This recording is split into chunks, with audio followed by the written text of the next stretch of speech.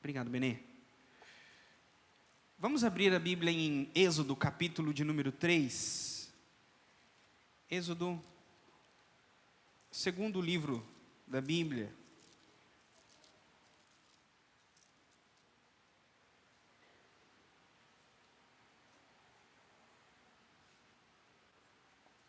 Êxodo 3.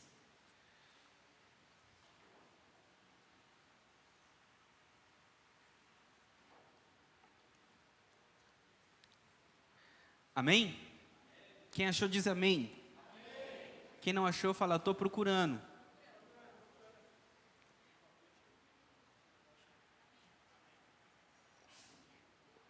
Amém. Êxodo capítulo de número 3, versículo número 1, até o versículo número 5. Moisés pastoreava o rebanho do seu sogro Jetro, que era sacerdote de Midian. Um dia levou o rebanho para o outro lado do deserto e chegou a Horebe, o monte de Deus. Ali, o anjo do Senhor lhe apareceu numa chama de fogo que saía do meio de uma sarça. Moisés viu que, embora a sarça estivesse em chamas, não era consumida pelo fogo. Que impressionante, pensou Moisés. Por que a sarça não se queima? Vou ver isso de perto. O Senhor viu que ele se aproximava para observar, e então, do meio da sarça, Deus o chamou. Moisés, Moisés. Eis-me aqui, respondeu ele. Então disse Deus: não se aproxime, tire as sandálias dos pés, pois o lugar em que você está é terra santa. Senhor, obrigado pela tua palavra, que ela limpe, purifique o nosso coração, nos dê entendimento da tua verdade e de quem tu és, para que andemos nos teus caminhos. É o que eu te peço e te agradeço, em nome de Jesus. Esse texto é um marco na vida de Moisés. É um momento de transformação. Nós conhecemos a história como antes e depois de Cristo, AC e DC. E você pode também conhecer a vida de Moisés antes da sarça e depois da sarça. Transformou a vida de Moisés. Esse evento que ele teve no deserto transformou a vida dele. E essa semana nós vamos falar da santidade de Deus. Como a santidade de Deus, ela nos transforma, ela muda a nossa vida. Ela muda a perspectiva do nosso futuro. A Deus tem o poder de nos fazer criaturas novas. Muitos de nós falamos assim, pastor, eu queria voltar no passado e ter uma segunda chance. Eu queria ter uma máquina do tempo para voltar no passado e eu não faria o que eu fiz.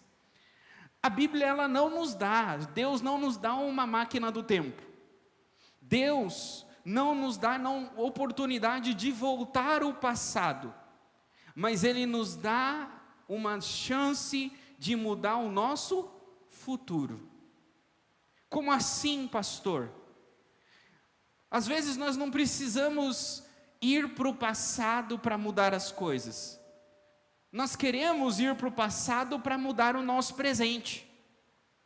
E Deus está dizendo, eu vou dar para você uma oportunidade de mudar o seu futuro. É isso que esse texto fala. Um homem chamado Moisés, e esse homem ele está quebrado. Uma vida destruída. Um homem sem futuro, um homem sem identidade. Ele não sabia quem ele era, ele não sabia o que seria da vida dele. Essa é a história de um dos maiores líderes da Bíblia, um dos maiores homens de Deus, escolhido por Deus e usado por Deus. Começa assim. Não era um homem perfeito, Nós vamos falar um pouco de Moisés e como esse evento da sarça ardente mudou a vida dele, como o encontro com Deus mudou a vida dele. E o meu desejo como pastor é que essa palavra também hoje faça uma transformação na tua vida. Seja um encontro que você tenha com a palavra de Deus, um encontro com Deus. E você saia daqui hoje com uma nova perspectiva do que vai ser a sua vida amanhã. O que Deus irá fazer na sua vida? Primeiro vamos olhar para trás. Quem era Moisés? Moisés, ele era um homem que veio do povo dos hebreus. Moisés, ele era um hebreu, um judeu, um israelita. Os israelitas, eles eram descendentes de um homem chamado Jacó, que depois passou a se chamar Israel. Ele veio da terra de Canaã para o Egito, fugindo da fome, e ele trouxe toda a família dele. O final, lá em Gênesis e começo de Êxodo, vai dizer que eram 72 almas, 72 pessoas vieram de Canaã para viver no Egito por conta da fome, porque um dos filhos desse homem chamado Jacó era José, e José, ele tinha se tornado príncipe do Egito. E ele disse: meu pai, venha para o Egito com todos os meus irmãos, com toda a minha família, e no Egito eu irei sustentá-los, no Egito eu irei cuidar de vocês. Então toda a família de Jacó veio para o Egito, e a Bíblia diz que eles foram habitar na terra de Gósen, dentro do Egito, e ali eles pastoreavam os animais. O tempo passou e José morreu. José, o príncipe do Egito, morreu, e os imperadores que sucederam o trono, com o passar do tempo, eles esqueceram quem foi José, quem foi o príncipe hebreu que esteve no Egito. E por conta disso, eles passaram a perseguir os hebreus que habitavam na terra de Gósen. 400 anos eles se tornaram escravos no Egito. Eles multiplicaram grandemente. Das 72 almas que vieram de Canaã, agora eles já eram mais de 1 milhão no Egito. O Egito temeu esse povo e escravizou esse povo. E uma das formas de controle de natalidade do imperador egípcio era sacrificar os meninos. Todos os bebês do sexo masculino, eles eram jogados no rio Nilo quando eles nasciam. E nessa era uma das formas com que eles, vamos dizer assim, controlavam a natalidade para que o povo hebreu não se multiplicasse. E um dos meninos era Moisés. Nós não sabemos o nome hebreu de Moisés, mas diz que quando ele nasceu, a mãe dele viu que ele era menino, e ela temeu, e as parteiras que fizeram o parto da mãe de Moisés temeram a Deus e esconderam esse bebê. A mãe pegou o bebê, colocou em um cesto de junco e soltou esse bebê no rio Nilo. E o bebê então, dentro desse cesto, flutuou rio abaixo. E rio abaixo, quem estava tomando banho no rio era a filha de Faraó. Ela vê o cesto, ela abre o cesto e ela vê um bebê, um menino no cesto. E ela diz: certamente esse menino é dos hebreus. Certamente, e ela toma esse menino para ela. A irmã do menino estava acompanhando o cesto no rio, e viu quando a filha de Faraó tomou o cesto e o menino. E a irmã do menino, sem a filha de Faraó saber, chega para ela e fala: olha, a senhora quer que eu chame uma das hebreias para amamentar este bebê? E a princesa, filha do imperador, diz: sim, chame. E a minha irmã do menino vai e chama a mãe do próprio menino para amamentá-lo. Então a mãe de Moisés é aquela que o amamenta, mas ele cresce no Egito como príncipe do Egito, educado pelas ciências do Egito, para ser um próximo líder do Egito. Então temos aqui um príncipe, que lemos no capítulo 3, que agora não era mais um príncipe, mas era um pastor. Diz que ele tomou as ovelhas do sogro Jetro e levou até Horebe. Então vocês vão ler Gênesis, as narrativas da Bíblia, e vocês vão ver em Gênesis um príncipe que virou pastor e um pastor que virou príncipe. O pastor que virou príncipe era José. De pastor das ovelhas do pai se tornou o príncipe do Egito. E Moisés era o príncipe do Egito e se tornou o pastor das ovelhas do seu sogro Jetro. Mas como esse homem passou de príncipe para pastor?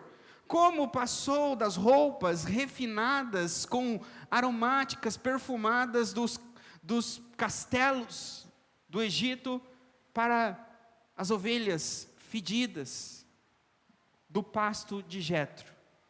A Bíblia diz que ele cresceu, ele sabia que o povo hebreu era o povo dele. O nome dele não era hebreu, o nome dele era Moisés. Moisés significa das águas o tirei. Todo nome egípcio terminava com es. Vocês já ouviram, né, daquele filme da múmia? Tinha Ramsés, Moisés. Então o Zés é egípcio. Então ele recebe esse nome, mas ele descobre que o povo dele era hebreu. E ele tenta libertar o povo dele. Ele vê um egípcio maltratando um hebreu, e ele ataca o egípcio, mata o egípcio para defender o hebreu. E ele esconde esse egípcio na areia, porque ele agora era um assassino. Ele havia matado um daquele povo que o acolheu. E depois disso ele volta no arraial dos hebreus, e ele vê dois hebreus agora brigando. Primeiro o hebreu estava apanhando do egípcio, ele matou o egípcio. Agora os hebreus estão brigando entre eles. E aí ele fala: meus irmãos, não briguem, não façam isso. E aí os hebreus falam: o que você vai fazer? Você vai matar a gente também, igual você matou o egípcio? E aí a Bíblia diz que ele temeu, que provavelmente a notícia que ele havia matado o hebreu havia se espalhado no Egito e ele precisou fugir. Então temos um príncipe assassino fugitivo. Deixou tudo para trás e foge. Nada diferente de muitos que nós encontramos morando nas ruas de São Paulo, nas ruas de Mariporã. Pessoas que deixaram família, emprego, provavelmente por conta de uma ficha criminal. Pessoas que às vezes têm seus pecados enterrados na areia. E quantos de nós não temos, né, os nossos pecados enterrados na areia? Deixamos para trás os nossos pecados enterrados, fugimos deles e tentamos seguir uma vida nova, em um lugar novo, em um ambiente novo, em um trabalho novo, em uma família nova, em uma igreja nova. Tentamos tudo novo para deixar coisas para trás, para deixar enterrado aquilo que nós enterramos. Então Moisés agora, ele deixou os hebreus para trás, deixou o Egito para trás, o príncipe para trás, e agora ele se tornou um pastor. Ele foi para a terra de Midian, conheceu uma mulher lá, casou com ela e passou a ser o pastor, cuidar das ovelhas do seu sogro, Jetro. E a Bíblia diz que esse homem, que estava agora tentando tocar a vida dele, deixou tudo isso para trás, falou assim: agora eu vou seguir a minha vida. A Bíblia diz que ele toma as ovelhas do sogro Jetro e ele vai para o deserto. Olha aí o versículo 1. Moisés pastoreava o rebanho do seu sogro Jetro, que era sacerdote de Midian. Um dia levou o rebanho para o outro lado do deserto. Levou o rebanho para um lado árido. Deserto não é um lugar conhecido por ser um lugar de alimento, um lugar abundante. Não. O deserto é um lugar conhecido por não ter muita comida. Mas provavelmente era o local ainda inexplorado. E lá no deserto, então, ele leva as ovelhas do seu sogro. A Bíblia diz que no deserto, ele vê uma sarça. Uma sarça mais nada é do que um arbusto. Às vezes a gente ouve na Bíblia, né, a sarça ardente. Pastor, o que é sarça? É a sarcinha que a minha esposa coloca na comida? Não, é um arbusto, é um tipo de vegetação que dá no deserto, e por conta do deserto ser um lugar árido, seco, ela é uma vegetação que ela é seca, é uma vegetação boa para fazer fogo, para servir de combustível. E devido a ser um local muito quente, era comum nesse local esse arbusto queimar. O sol era muito quente, o local era muito quente, e aí então esses arbustos pegavam fogo e queimavam. Então, não é nada de novo para Moisés ver um arbusto, uma sarça pegando fogo. Porque aqui diz que ele viu a sarça ardendo, pegando fogo. Então Moisés está com o rebanho e ele vê uma sarça pegando fogo, até aí normal. Só que ele repara que essa sarça é diferente, esse arbusto é diferente. Porque ele viu o fogo na sarça. E o fogo não consumia a sarça. A sarça não se desfazia com o fogo. Normalmente, o fogo vem da sarça. Agora aqui Moisés vê o fogo na sarça. Não é da sarça, mas é na sarça. Significa que o fogo manifestou ali na sarça e o fogo não consumia a sarça. O fogo continuava flamejando e a sarça não deteriorava, ou seja, a sarça não servia de combustível para o fogo e o fogo continuava queimando. Aí ele falou: isso é novo. Eis aí um fogo que não precisa de sarça para queimar. É um fogo independente. É um fogo sobrenatural. E aí ele se aproxima para ver que fogo é esse. Esse fogo, ele é uma manifestação de Deus. Eles chamam isso de teofania. Teofania vem da palavra teo, que é de Deus, e fania é uma manifestação. Porque Deus na Bíblia é espírito. Jesus diz para aquela mulher lá no posto que Deus é espírito e os verdadeiros adoradores adorarão em espírito e em verdade. Então Deus é espírito, não se vê Deus. Então ali no fogo, ali na sarça não era Deus, mas era uma teofania, era uma manifestação divina. E Moisés então se aproxima para ver o fogo, até então não sabia ele que era uma manifestação divina, e aí do fogo ele ouve uma voz, e a voz diz: Moisés, Moisés. Primeiro, Deus sabia onde Moisés estava. Pense, Moisés devia estar longe no meio do deserto, não devia? Está longe no meio do mato. Os pastores às vezes andavam semanas com os rebanhos no meio do deserto, no meio do mar, para encontrar pastagem. Nós utilizamos palavras como ermo, estava no ermo, longe, afastado, e lá Deus o encontrou.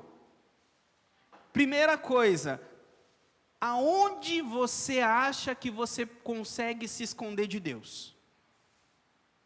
Aonde você acha que você vai para Deus não te encontrar? Jonas não conseguiu fugir da presença de Deus. Jonas tentou de todas as formas, mas não conseguiu. Então, primeiro, não tem como se esconder de Deus, não tem como fugir de Deus. Por um outro lado, não importa onde estejamos, se é no mais profundo abismo, se é num local inseguro, Deus pode estar conosco, Deus está conosco. Ou seja, você pode pensar: pastor, eu sou sozinho, no meu trabalho eu estou sozinho, em casa eu fico sozinho. Você não está sozinho, Deus manifesta aonde você estiver, não importa onde é, não, pode ser no mais longínquo deserto, lá Deus irá se manifestar quando Ele quiser falar com você. Segundo, Deus sabe o seu nome. Ele fala, Moisés, Moisés. Na Bíblia, na época da Bíblia, eles não davam 2 nomes como nós damos. Alguns dão até mais que 2, né? Mais que 2, 3, 4, 5. Mas na Bíblia era um nome só. Ou era um nome, e o que diferenciava uma criança da outra era o pai. Moisés, filho de fulano. Moisés, filho de ciclano. Mas aqui, quando eles queriam, né, quando o pai quer chamar o filho a atenção, ou ele chama pelo nome completo, né? Fulano de ciclano. Aí a criança, opa, meu pai falou meu nome inteiro. E na Bíblia, quando Deus quer chamar a atenção, Ele fala o nome 2 vezes. Moisés, Moisés. Um outro exemplo é em Atos capítulo 9, o apóstolo Paulo, que aqui é Saulo, está indo até Damasco para arrastar a igreja, e lá ele cai do cavalo e ele ouve uma voz dizendo, Saulo, Saulo, por que tu me persegues? Ou o menino Samuel, em 1 Samuel capítulo 1, ele está no templo, ele ouve uma voz dizendo, Samuel, Samuel. Então, tenha cuidado quando você estiver dormindo, ou estiver no trabalho, e você ouvir, Anderson, Anderson, Paulo, José, José. Assim, Senhor, já fala, o pastor já está dando a dica para vocês, quando você ouvir o seu nome 2 vezes, né, você está sozinho, não tem ninguém, já fala, eis-me aqui, Senhor. Eis-me aqui, Senhor. Que o Senhor vai falar com você. E aqui ele falou, Moisés, Moisés. E aí Moisés disse, eis-me aqui, Senhor, estou aqui. E aí Deus fala, não se aproxime. Para aí, Moisés, você chegou muito perto. E aqui vemos o perigo da santidade. Deus não é brincadeira. A gente às vezes não entende, não conhece, e a gente brinca com as coisas espirituais. Mas a Bíblia está repleta de história que fala da santidade de Deus. Deus, aqui as pessoas elas eram mortas, porque elas se aproximavam demais de Deus, sem ser purificadas por Deus, sem ser limpas, sem ser transformadas por Deus. Porque Deus diz, olha, eu sou santo, e é necessário que vocês sejam santos, como eu sou santo. Somente pessoas santas, ou santificadas por Deus, estão aptas para entrar na presença de Deus. Santo não é pessoa que não peca. Santo são pessoas santificadas por Deus. A santidade é um presente, a santidade é uma graça de Deus para nós. Existe um estado de santidade e existe uma posição de santidade. O estado de santidade, todo aquele que está em Cristo tem. Por quê? Porque se eu estou em Cristo, eu sou santo como Cristo é santo. Por quê? Porque eu sou igual a Jesus? Não. Porque a santidade de Jesus é transferida para mim. Por isso que a Bíblia diz, quem está em Cristo é como que estar mesmo dentro de Cristo, é habitar em Cristo. Então Deus olha para você e fala assim, olha, eis aqui um santo, pode entrar na minha presença. Só que Ele está vendo o rosto de Jesus em você, não está vendo o seu rosto. Você não está enganando Deus. Deus sabe que é você, Deus sabe o seu rosto, sabe o seu nome, mas Ele colocou em você a imagem de Jesus, a santidade de Jesus, e por isso você é bem-vindo e aceito na presença de Deus. Mas aqui ainda não tinha isso na época de Moisés, e Deus falou, não se aproxime. Há um texto na Bíblia, Se não me falha a memória, me veio agora aqui, em 1 Crônicas, capítulo 13, conta a história de uma festa. O povo de Israel havia perdido um item muito santo, o item mais santo que eles tinham. Era chamado de a Arca da Aliança.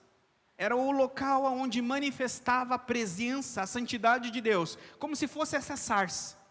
E fala que essa arca que representava a santidade de Deus, a presença dele, havia sido levado por um exército vizinho, e agora estava na casa de um homem chamado Obed-edom, e o rei Davi traria de novo essa arca para Jerusalém.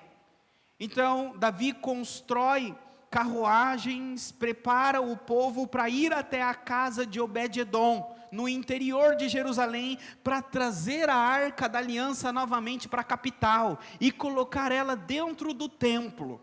E fala que eles vão, toda aquela delegação, e aquela delegação de pessoas chega na casa de Obed-edom, e coloca a Arca da Aliança em cima de uma carruagem, e eles colocam em volta, em volta da carruagem se posicionam os sacerdotes e todo o povo, e eles vêm voltando para Jerusalém, carregando a arca e cantando hino, louvando a Deus, tocando o tamborim, fazendo festa. Não parece um culto festivo? Que alegria! Aí a Bíblia fala que acontece uma tragédia. A tragédia é que o boi tropeça. E quando o boi tropeça, a arca escorrega da carruagem e vai cair no chão. Um diácono, quem é o diácono? Os diáconos aqui da igreja. O diácono vai e coloca a mão, o sacerdote coloca a mão na arca para não cair no chão. Pensando, a arca, a presença de Deus vai cair, vai sujar. Quando ele coloca a mão para segurar a arca, fala que a ira de Deus se acendeu. Deus ficou irado contra ele e fulminou ele na hora. Acabou a festa, acabou o culto. Ninguém mais queria cantar, ninguém mais queria tocar. O dia em que Deus acabou com o culto, pode colocar esse tema. O que aconteceu? Eles não entenderam como funciona, porque Deus tinha dado especificações. Deus disse: existe uma família específica que irá carregar a minha arca, e a forma que eles irão carregar eles vão colocar varas entre as argolas, e eles irão carregar elas nas costas. Não tem que colocar em carroça de boi. Não tem que, vamos dizer assim, mudar os preceitos, a forma que Deus colocou. Mas não foi por isso que eles foram fulminados. Aconteceu que eles trocaram e caiu. Mas ele foi fulminado porque ele tocou. Por isso que a santidade de Deus, ela era um perigo. Você quer assustar a criança hoje? Você põe uma roupa de lobisomem. Você põe a roupa de um monstro, de bicho papão, a criança se assusta. Você queria assustar uma criança judia, você colocava uma roupa de um anjo do Senhor. Colocava uma roupa de um arcanjo, a criança tinha medo. Porque aonde estavam aqueles anjos, ali estava a morte. Como assim, pastor? Se vocês lerem o livro do Êxodo, quando Deus constrói o tabernáculo, fala que Deus coloca essa arca da aliança atrás do véu. E esse véu, ele era uma única vez por ano adentrado pelo sumo sacerdote. E esse sumo sacerdote, se ele entrasse ali despreparado, sem fazer as cerimônias, ele morria fulminado. E qualquer outra pessoa que entrasse nesse véu, sem estar preparada, também era fulminado. Só que Deus tinha uma placa, Deus tinha um aviso para ninguém entrar no véu. E o aviso era: era bordado nesse véu a imagem de 2 anjos, 2 seres, e eles tocando a asa entre um e outro. Esses seres eram, vamos dizer assim, como se fossem arcanjos, eram os seres protetores da glória de Deus. Então o povo judeu, quando via aquele anjo, aquele bordado, falava: opa, ali está a glória de Deus, se eu passar ali, morro. Todo esse contexto para explicar para vocês, Deus falando para Moisés: não se aproxime, eu não quero te matar. Agora, pastor, o que isso tem a ver com a minha vida, com a sua vida? A presença de Deus, ela, ao mesmo tempo que ela é perigosa, que ela mata, ela também dá vida. Nós precisamos dela. Nós precisamos da santidade de Deus. Deus fala para Moisés não se aproximar, porque a terra que você está é terra santa, não é? Só que Deus fala para Moisés: não se aproxime, mas tire a sandália dos seus pés. Aí você pergunta: mas por que tirar a sandália do pé? Aí você fala: pastor, é simples, a sandália vai sujar a terra santa. A sandália no pecador ali, a terra é santa, vai sujar. Não. Que será que suja mais um local santo? Um sapato ou os pés de um pecador? É os pés do pecador. Então Deus está dizendo: tire as sandálias e põe o seu pé pecador na terra santa. Toque na santidade com os seus pés. Toque na santidade com os seus pés. Moisés tira as sandálias e aí Deus fala ao coração de Moisés. Aí começa o chamado de Moisés. Primeiro, Deus nunca vai mudar, não muda a nossa vida enquanto nós não tirarmos as capas, as máscaras que escondem os nossos pés da santidade de Deus. Não tem como, queridos, vocês e eu podemos usar capa, podemos usar máscaras, podemos ser outra pessoa para essa pessoa que está do nosso lado, para alguém aqui. Mas não tem como você ser outra pessoa na presença de Deus. Deus sabe quem você é. Não adianta na presença de Deus a gente chegar: oh, inefável Deus, poderoso Pai. E Deus fala assim: quando meu filho vai aprender, ele tem que chegar falando: Senhor, me perdoa por ter falado alto com a minha esposa. Me perdoa, Senhor, por ter feito isso. É a primeira coisa que tinha que ter falado. Ou seja, Deus conhece quem nós somos. E Ele quer que nós sejamos nós mesmos. Oração não é palavra bonita, falar com Deus não é ser espiritual, falar com Deus é ser sincero, é ser você.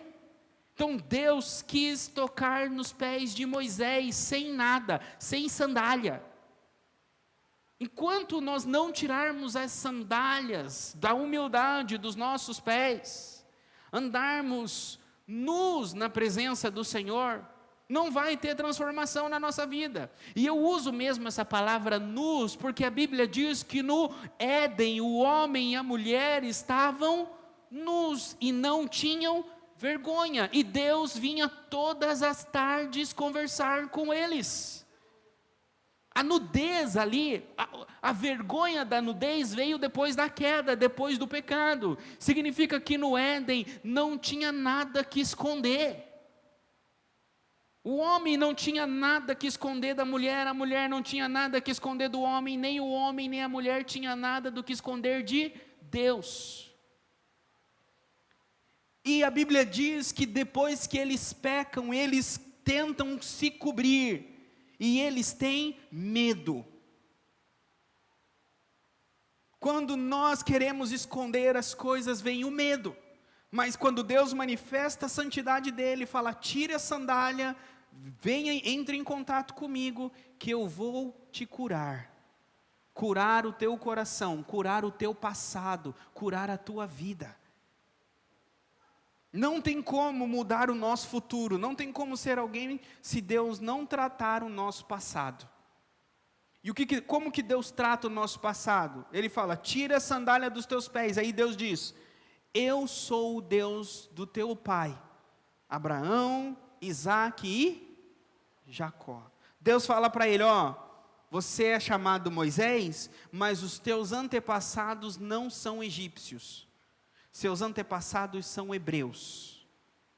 Deus dá a Moisés quem ele é. Deus fala para Moisés quem ele é. Ou seja, nós só vamos encontrar um caminho, só vamos encontrar o significado da vida, quem nós somos, para que fomos criados na presença de Deus.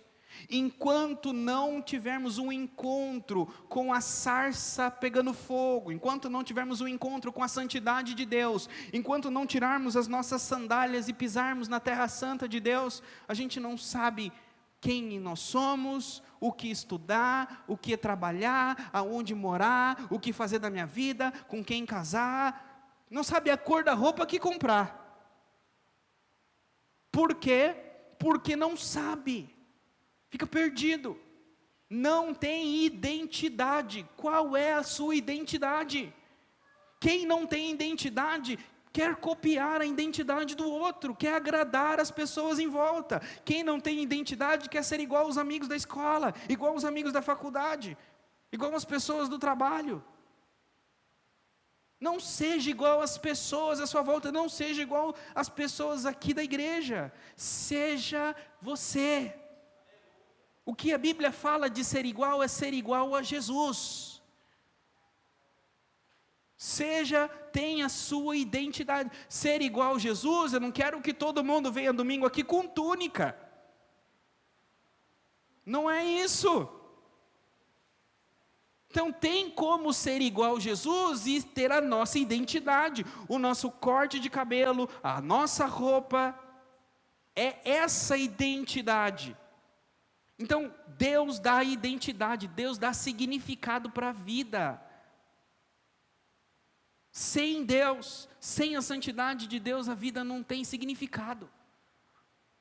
Mais uma vez eu pergunto, qual é o significado da tua vida? Por que você vive? Nós gastamos quantas horas da nossa vida trabalhando? Até a nossa aposentadoria, seja com 60, 65, quantas horas nós vamos trabalhar? Mais de 1000? Muito mais. E aí eu pergunto para você, por que tudo isso? Para quê? Para quê? Se não tem um significado maior, sabe o que a gente vai dizer? Quem estava aqui na quarta, eu falei secularismo. Para comer, beber e dormir. A nossa vida vai se resumir, no final dela, o que a gente comeu, o que a gente bebeu, o que a gente construiu, o que a gente dirigiu, o que a gente vestiu. E o que essas coisas eu repliquei para os meus filhos e talvez para os meus netos. Mas será que esse é o significado da vida? Ou será que tem algo após a morte? Será que tem um Deus após a morte? Moisés entendeu que tem um significado. E eu termino trazendo para vocês o significado de Moisés. Oxalá seja o significado de todos nós. O significado de Moisés era o seguinte, olha o que Deus disse para ele do significado da vida dele. De fato tenho visto a opressão sobre o meu povo no Egito. Tenho escutado o seu clamor por causa dos seus feitores, e sei quanto eles estão sofrendo. Por isso desci para livrá-los da mão dos egípcios e tirá-los daqui para uma terra boa e vasta, onde há leite e mel. Olha o versículo 10. Vá, pois, agora, eu o envio a Faraó para tirar do Egito o meu povo, os israelitas. O significado da vida de Moisés era ser um instrumento na mão de Deus para em benefício ao povo de Deus. Esse era o significado da vida de Moisés. Deus tem o povo dele e Deus quer cuidar, prover, abençoar o povo dele. Só que Deus quer fazer isso através da vida de pessoas. Então, aqueles que têm um encontro com Deus se tornam ferramentas, se tornam canais na mão de Deus para cuidar, prosperar, prover e abençoar o povo de Deus. E a aventura vai ser muito grande se nós fizermos isso. Moisés viu muita coisa. Ele viu o mar se abrir, ele viu provisão, viveu muitos anos. E eu convido a você também a deixar Deus usar, Deus entrar na tua casa, entrar na tua vida, transformar o seu interior, a tal ponto que transborde da tua vida para outras pessoas que estão à sua volta. Família, com certeza, mas muito mais que família, além de famílias, gerações. Amém? Senhor, que a tua palavra que nos transborda, que nos santifica, entre no nosso coração, entre no coração do teu povo, e possa, Senhor, brilhar uma luz dentro deles. Senhor, se algum deles vieram aqui nesta noite e estão como Moisés, perdidos, fugindo, andando, Senhor, de um lado para o outro, de um emprego para o outro, de um local para o outro, que hoje seja a resposta, que a tua presença, que a tua manifestação é o local onde eles irão encontrar o significado para a vida deles, o significado para o futuro, a transformação que eles precisam, a identidade que eles precisam, vem do Senhor. Faz essa obra maravilhosa na vida do teu povo, é o que eu te peço e te agradeço, em nome de Jesus, amém.